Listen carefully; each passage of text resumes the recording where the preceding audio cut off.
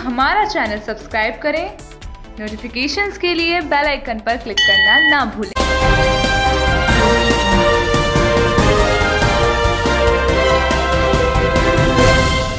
नमस्कार, हमारी special report में आप सभी का स्वागत है। मैं हूं आपके साथ भूमिका। आज हम बात करेंगे 20वीं सदी के सर्वाधिक चर्चित व्यक्तियों में से एक, दुनिया के सबसे तानाशाह शासक एडोल्फ हिटलर की। एडोल्फ हिटलर का जन्म अप्रैल 1889 को ऑस्ट्रेलिया में हुआ था। उसकी प्रारंभिक शिक्षा लिंज में हुई। पिता की मौत के बाद 17 साल की उम्र में हिटलर वियना चला गया। वहां वो पोस्ट कार्ड पर चित्र बनाकर अपना निर्वाह करने लगा था। यही वो समय था जब हिटलर साम्यवादियों और यहूदियों से नफरत करने लगा। हिटलर को द्वितीय विश्व युद्ध के लिए सर्वाधिक जिम्मेदार माना जाता था। आपको बता दें कि द्वितीय विश्व युद्ध तब हुआ जब उनके आदेश पर नाज़ी सेना ने पोलैंड पर आक्रमण किया। फ्रांस और ब्रिटेन ने पोलैंड को सुरक्षा देने का वादा किया था और वादे के अनुसार उन दोनों ने नाज़ी जर्मनी के खिलाफ युद्ध की घोषणा कर दी। तो आइए आज आपको हिटलर के उदय से लेकर अस्त तक की पूरी कहानी विस्तार से बताते हैं। जब प्रथम विश्व युद्ध प्रारंभ हुआ तो हिटलर सेना में भर्ती हो गया और फ्रांस में कई लड़ाइयों में उसने भाग लिया। 1918 में युद्ध में घायल होने के कारण वो अस्पताल में रहा। हिटलर को जर्मनी की पराजय का बहुत दुख हुआ। 1918 में उसने नाजी दल की स्थापना की। इसका उद्देश्य साम्यवादियों और यहूदियों से सब अधिकार छीनना था। इसके सदस्यों में देश प्रेम कूट कूट कर भरा था। इस दल ने यहूदियों को प्रथम विश्व युद्ध की हार के लिए दोषी ठहराया। आर्थिक स्थिति खराब होने के कारण जब नाजी दल के नेता हिटलर ने अपनी ओजस्वी भाषणों में उसे ठीक करने का आश्वासन दिया तो अनेक जर्मन इस दल के सदस्य हो गए। हिटलर ने भूमि सुधार करने, वर्सोई संधि को समाप्त करने और एक विशाल जर्मन साम्राज्य की स्थापना का लक्ष्य जनता के सामने रखा।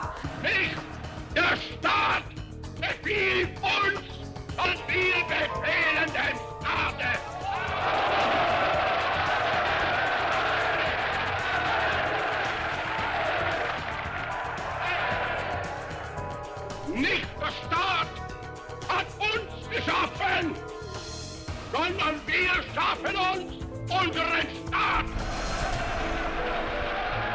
So sei er unsere Lösung an diesem Abend, in jeder Stunde, an jedem Tag, nur zu denken an Deutschland, an Volk und an Reich, an unsere deutsche Nation.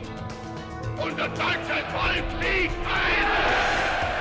Siegt ein! Siegt ein!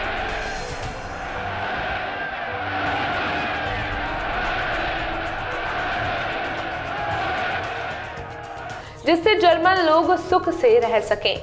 इस प्रकार 1922 में Hitler एक प्रभावशाली व्यक्ति हो गया। उसने स्वास्तिक को अपने दल का चिन्ह बनाया, जो कि हिंदुओं का शुभ चिन्ह है। समाचार पत्रों के द्वारा हिटलर ने अपने दल के सिद्धांतों का प्रचार जनता में किया। भूरे रंग की पोशाक पहने सैनिकों की टुकड़ी तैयार की गई। 1923 में हिटलर ने जर्मन सरकार को उखाड़ फेंकने का प्रयत्न किया। इसमें वो असफल रहा और जेल खाने में डाल दिया गया। वहीं उसने मीन कैफ नामक अपनी आत्मकथा लिखी। इसमें नाजी दल के सिद्धांतों का विवेचन किया गया। 1934 में हिटलर राष्ट्रपति बना। 1933 में चांसलर बनते ही हिटलर ने जर्मन संसद को भंग कर दिया, साम्यवादी दल को गैर कानूनी घोषित कर दिया और राष्ट्र को स्वावलंबी बनाने के लिए ललकारा। हिटलर ने जोसेफ गोएबल्स को अपना प्रचार मंत्री नियुक्त किया। नाजी दल के विरोधी व्यक्तियों और जेलखानों में डाल दिया गया। कार्यकारिणी और कानून बनाने की सारी शक्ति का आतंक जनजीवन के प्रत्येक क्षेत्र में छा गया। 1933 से 1938 तक लाखों यहूदियों की हत्या कर दी गई।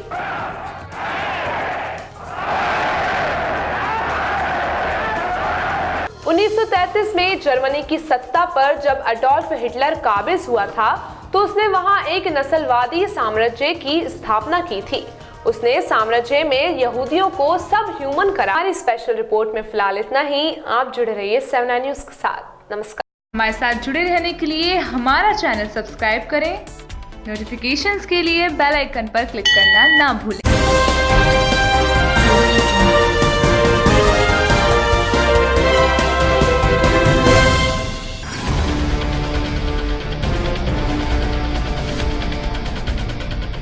आज हम बात करेंगे एक ऐसे आदमी की जो विरोधियों को खुलेआम चुनौती देता था, एक ऐसे आदमी की जो मुंबई को देश की राजधानी बनाना चाहता था, एक ऐसे आदमी की जिसके दरबार में विरोधी भी हाजिरी लगाने आते थे। जी हां, हम बात कर रहे हैं शिवसेना के संस्थापक बाला साहेब ठाकरे की। बाला साहेब ठाकरे का बचपन का नाम था बाल केशव ठाकरे, जो वक्त के साथ बाला ठाकरे बन गया। बाला साहेब ठाकरे वे कार्टूनिस्ट थे, राजनीतिज्ञ तो बाद में बने। सिर्फ यही नहीं बल्कि ठाकरे मशहूर क्रांतिकारी कार्टूनिस्ट थे। 1950 के आसपास टाइम्स ऑफ इंडिया के संडे एडिशन में इन्हीं के कार्टून छपते थे। इन्होंने 1960 में ये नौकरी छोड़ दी थी। बाल ठाकरे को हिंदू हृदय सम्राट कहा जाता था। उनका बिना देखे भाषण देना लोगों के मन को बहुत भाता था। उन्हें सुनने के लिए लाखों की भीड़ एकजुट होती थी। चांदी के सिंहासन पर बैठने के शौकीन बाल ठाकरे के दरबार में विरोधी भी हाजिरी लगाते थे। ठाकरे सरकार और विरोधियों को खुलेआम धमकी देते थे। बाल ठाकरे जब किसी का विरोध करते थे तो ऐसे जैसे कि उनसे बड़ा कोई दुश्मन ना हो, और जब तारीफ करते थे तो ऐसे कि जैसे उनसे बड़ा कोई मित्र नहीं।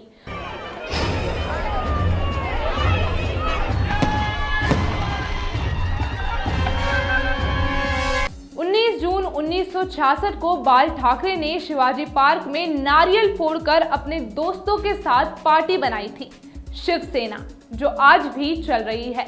बाल ठाकरे की एक खास बात थी, वे कभी भी किसी से मिलने नहीं गए। जिसे मिलना होता था वे चलकर मातोश्री आता था। भारत की हर बड़ी हस्ती उनसे मिलने के लिए उनके मुंबई के घर मातोश्री में जाती थी। अपने भाषणों में बाल ठाकरे अक्सर दो ही चीजों की खुलकर तारीफ करते थे, एक था हिटलर और दूसरा श्रीलंका का आतंकी संगठन लिट्टे। बाल ठाकरे का जन्म पुणे शहर में 23 जनवरी 1926 को रमाबाई और केशव सीताराम ठाकरे, जो प्रबोधनकर ठाकरे के नाम से भी जाने जाते थे, इनके यहाँ हुआ। वो अपने 9 भाई बहनों में सबसे बड़े थे।